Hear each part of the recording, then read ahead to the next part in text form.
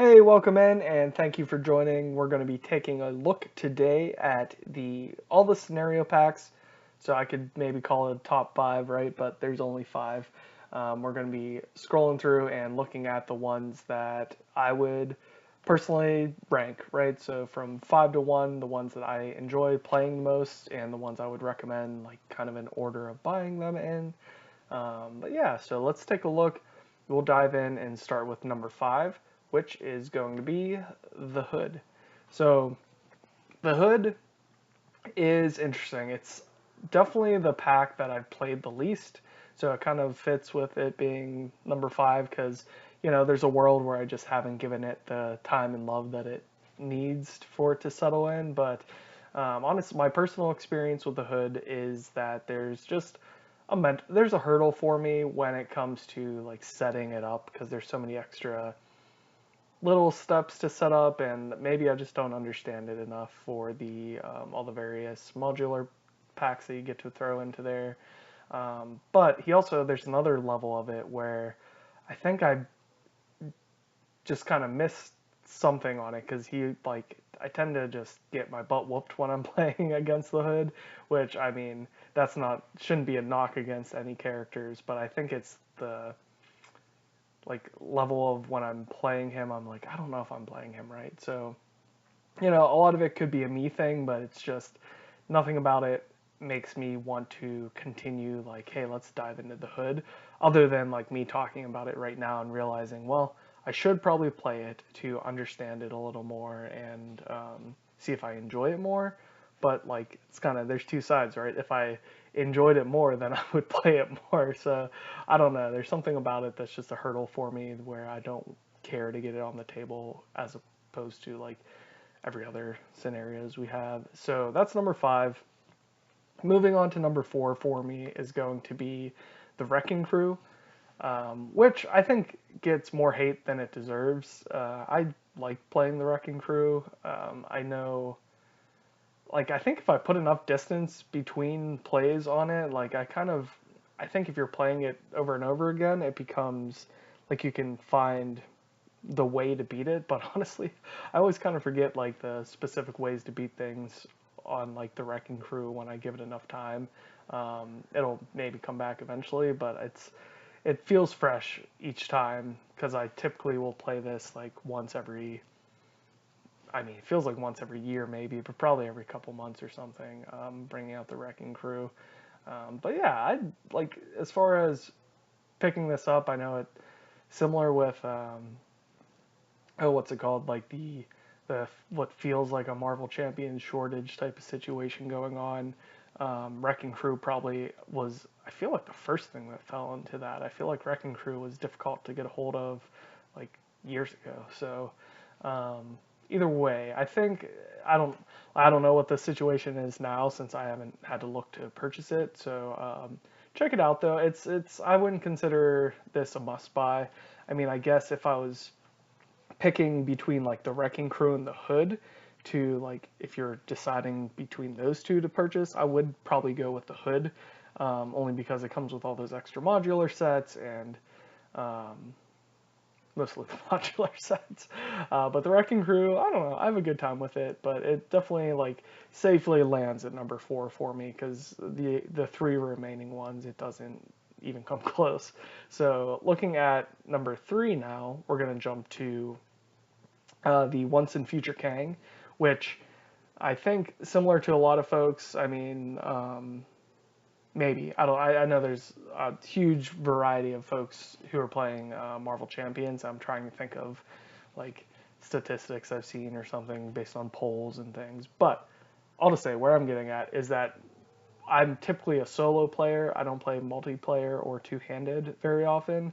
So Kang is like really fun and really good for multiplayer. So if you have, if you have four people, that's even better, right? Because in what Kang does, and spoiler alert if you want to skip ahead, is that once you defeat his first, his first stage, he splits into time, and then you create a separate board for each player who's playing, and you're playing a separate version of Kang all at once. And so that makes for a really fun time. I have played this I think the most I played was only 2 people, so I played this with a friend, and it was a good time. I think like yeah, we did play Kang because I think we were being I think we were Thor and Valkyrie. But anyway, Kang is a good time. It sits safely in the middle for me, where it's I when I first got it, I was pumped for it because I thought that mechanic was really really cool. But yeah, the shine wore off a little bit for me, but I still think Kang is a fun time, and I should put that disclaimer as well. Like all of these packs, you're gonna have fun with, regardless. So either way, but that's number 3 for me, and then so we'll see. Number 2 and number 1 were the remaining 2. They're difficult to choose from on where to rank them, and I had to think what I was ranking on. And for me, it was ranking on how much I like will look at my collection and like just have an itch to get them onto the table. Like have, if I'm just like, man, I want to play a game of Marvel Champions, where's my go-to on that? And so the number 1 is where I kind of landed in there. But I don't know, give it another couple weeks and I could like switch that up. They're very, very close because they're both very, very good, and I would say important to the game to own in general because of just like how outstanding they are. So number 4 is going to be Mojo Mania for me.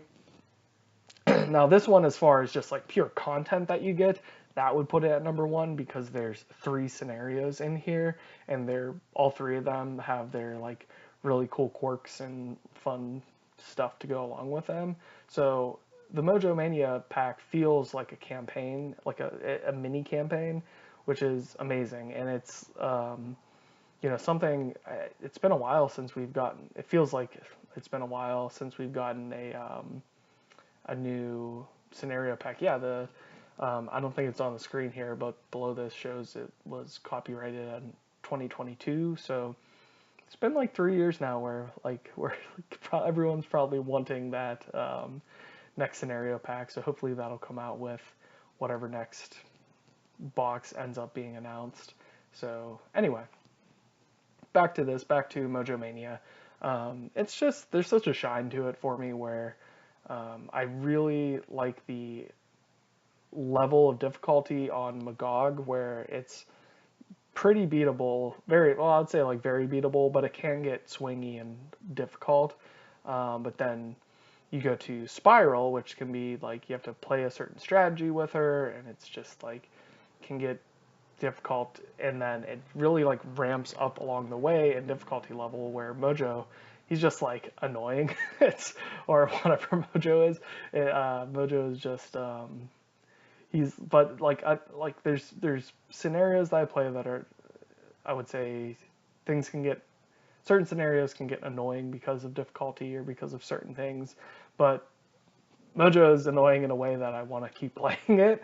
Like it's it's just like it makes me want to defeat him. I'm like, or again, but yeah, I like, I don't know, the Mojo situation is fun. So this is a really good pack, and especially like if your collection is focused either on the Avengers stuff and other things, or if you're like X-Men focused. If you're X-Men focused, definitely get this pack because it's going to be relevant for just that, IP and whatnot. So Mojo Mania is awesome, and like I said, it could easily be number 1, and I would venture to say that most people's number 1 and 2 are either going to be Mojo Mania and what my number 1 is, which is the Green Goblin. So similar to how my like favorite campaign box was the very first one they put out, my favorite scenario pack is the first one they put out. And side note with that, I thought it was very funny that on, I think, what do they call it? The Nelson and Villain Theories podcast. I can't think of the name right now. They had Caleb Grace on, and he talked about that first campaign box, and it was a surprise that they were making it essentially, and he put it together in a week or so. Like, it could be, who knows if it was exaggerated, but like a very short time frame. And that cracked me up because I just put out a video about my like tier rankings of the campaign boxes, and I was like, this is they did such a good job and put so much thought into this of like the first campaign that they put out, and they had made all the scenarios, but the actual campaign portion of it cracked me up that it happened so fast. And we'll see. It's that tiering system was kind of just based on similar to how I'm doing this, like what I'm most tempted to like actually go through and play. And I think it's the like accessibility and ease of that first campaign box that which makes sense if it was, easier because it got put together so fast. All to say, I don't know if I can't imagine that happening with Green Goblin, but let's like give Green Goblin the attention it deserves.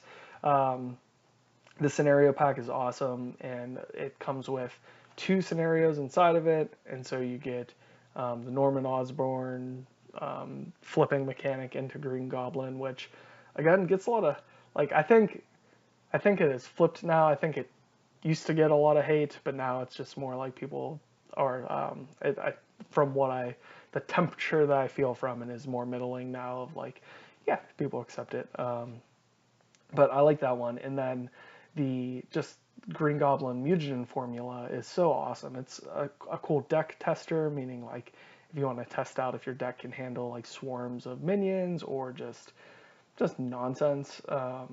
The mutagen formula is really good for that, and it's just fun. Like if I like playing mutagen formula with friends as well, because it's you can get really swamped with those like goblins that are coming out, and it's just like you have to manage and figure out how you're going to deal with all these things. You get the pumpkin bombs, which are fun, and just like everything's very thematic with him, and I enjoy it. Like so, for the bang for your buck portion of like getting the 2-for-1, similar with Mojo Mania, but I want to say Green Goblin's typically a little cheaper, a couple of dollars probably, but anyway, it's just such a good pack. I think this one, I had gotten this pack for a friend of mine who, one of my best friends who I was like, I gotta get him into the game. All right, an interruption came through there, but no worries. We are pretty much done here, right? This was my rankings of these. Go get the Green Goblin pack if you don't have it already. That would be one of my number one suggestions. I was talking about my friend who I introduced the game to, so I got him the core pack, and I was like, I gotta get the Green Goblin pack as well because that feels almost part of the core pack to me, where it's just so vital to like starting out and enjoying the game, and just like getting more scenarios for just like the better price point. So Green Goblin, awesome, go get it. All these packs, I mean, you can't go wrong with really anything. So thanks for joining along for the end here. Please like and subscribe below. It helps me. It helps just the enjoyability of everything. So anyway, yeah, that's everything. I will chat with you guys Monday for a playthrough, and then catch you later.